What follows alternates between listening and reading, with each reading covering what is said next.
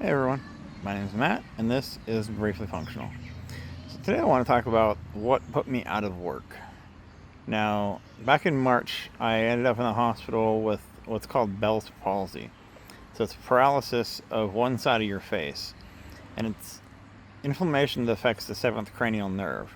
They don't really know what caused it. There's a couple of things they suspect could be a couple of viruses. They tested me for all that, came back negative. There's a possibility that Lyme disease could cause it. They tested me for that, came back negative. So they don't really know what the cause is. But ultimately, I'd had it in November of 2024, which wiped out the left side of my face. Now, after the paralysis in the left side of my face, I thought I'd gotten better. My eyes seemed to work a little bit better. My mouth never moved right, but I could talk again. Uh, so I thought it was getting better. What I found out when the right side went was that everything that I thought was getting better was actually the right side compensating for the left side. So now I don't really have a lot of function in my face whatsoever. It's really hard to blink. I've got some issues. You can see my left eye is not really as open as my right eye is. I don't really have I can't blink my eyes independently. Uh, it's just kind of it's something you get used to, I guess. But my eyes stay really dried out, or they water continuously. It's one of the two, and you never know what it's going to be. Now, when they're watering continuously, they blur, so it affects my vision in that way. It also affects my depth perception a little bit because one of my eyes isn't open all the way, just naturally sitting. So it's become an issue, which is why I can't go back to work. My doctor does not want me going back to work until my vision is improved to where it should be. And the other concern is I grind concrete for a living, so I do epoxy flooring. And with grinding concrete and playing with chemicals, they really don't want me doing that stuff with my vision being impaired the way it is. Now, I also have another issue that they found in the midst of all this. I'd gone into the hospital with chest pain and difficulty breathing, and they came back and said, "Oh, it's probably acid reflux. You just need to take this medication. You'll be good." I took that for a couple of days, went and talked to my doctor, and I said, "Look, this isn't helping any. I don't think it's acid reflux. I've never had issues with acid reflux in my entire life." And they came back and said, "You know what, we're going to send you for a chest CT." So they sent me off for that, and that came back with nodules in my lungs. One of them is an odd shape. They're kind of worried about that one. So we're not entirely sure if that's going to come back as something bad or not, but they definitely don't want me going back to work grinding concrete until we clear up the lung issue as well.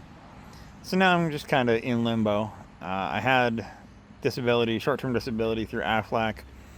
Aflac has denied my coverage because I had the Bell's palsy on the left side in 2024. So they're saying it's a pre-existing condition, even though it was the other side of my face. So I'm fighting that, but not getting very far. Just kind of a struggle here, but it is what it is. The biggest thing is, I'm still doing what I can. Still trying to stay active. I hate not working. It actually absolutely sucks when you used to get up every day and go to work and do something productive. And now I feel like I'm just being lazy and doing nothing, which isn't true. I mean, I'm at home. I've got, a close friend of mine that lives with me with 5 kids, so I'm constantly spending time with them, helping them with the baby and all that, but also trying to get stuff done around the house. Just trying to stay busy because, when you're not busy, it drives you insane, especially when you're used to working, 8, 10, 12 hours a day. So that's that. I do want to touch on Bell's palsy. The most important part of this is do not ever assume if you start having facial paralysis, do not ever assume it's Bell's palsy because it has very similar symptoms to a stroke, and a stroke can absolutely cost you your life if you do not get checked out.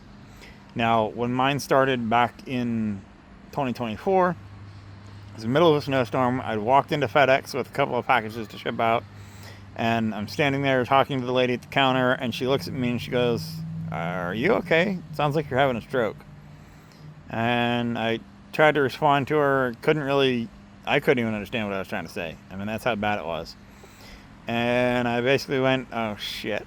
and I immediately got in my truck, drove back to my house, picked up my mother who was staying here, and we drove to the hospital. I drove myself to the hospital in the middle of a snowstorm in my Super Duty, and it was a cluster. I get into the ER. They immediately dropped everything. They sent me straight back into a CT scanner. I mean, it was literally 15 minutes from walking in the door. I was out of the CT scanner, and they were looking at results. That's how fast it was. But that's what they do with a stroke alert, and that was the concern was, I was showing all the symptoms of a stroke, and they didn't want to take chances. So please, if you ever notice slurred speech, dripping of the face, anything like that, always, always, always assume stroke until you rule out the possibility. Do not ever take the chance and say, oh, I heard about Bell's palsy. I think it might be Bell's palsy. Please do not ever take the chance, because it truly could cost you your life if it is a stroke. Thank you very much for joining me. I appreciate all of you, and I will see you guys again soon.